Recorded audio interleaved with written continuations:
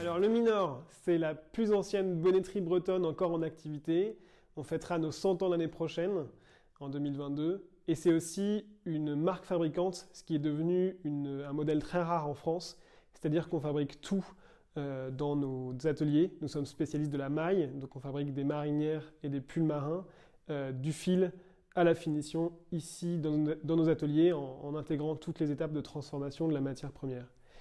Le Minor, c'est aussi une histoire de mode, puisque la marque a été fondée en 1936 et on a eu une très belle histoire de mode en France. C'est une marque emblématique bretonne, une marque de mode très haut de gamme, jusque dans les années 80, date à laquelle elle disparaît du paysage français quasiment totalement pour ne se consacrer qu'à l'export et notamment au Japon où la marque est extrêmement réputée.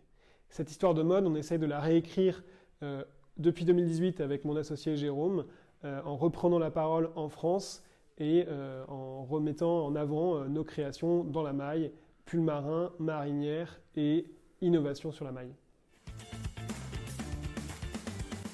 Donc on a des articles phares historiques comme le pull de la Marine nationale pour qui on a été un fournisseur pendant plus de 30 ans et aujourd'hui on va développer une nouvelle gamme qui va être haut de gamme et avec des produits plus citadins et plus sport dans de la matière telle que de la laine mérinos pour arriver à des modèles comme le pull norvégien, un hoodie ou alors encore un sweat.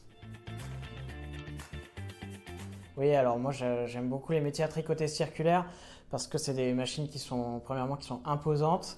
Il y a une grosse complexité de pièces mécaniques et ils nous permettent de produire les rouleaux de tissu qui sont la première étape de la fabrication des vêtements.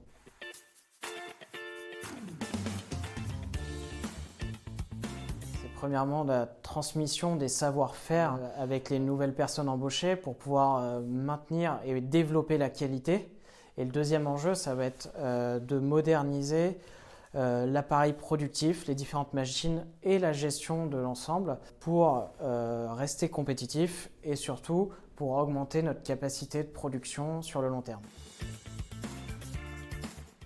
Alors, lorsqu'on a racheté cette entreprise en 2018 avec Jérôme, 85% du chiffre d'affaires était réalisé en B2B et à l'export.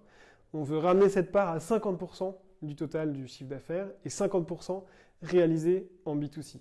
Le B2C, il est drivé essentiellement par le e-commerce, il est en pleine croissance depuis 2019 et on veut aller encore plus loin avec des systèmes de précommande, des systèmes d'exclusivité, du sur-mesure.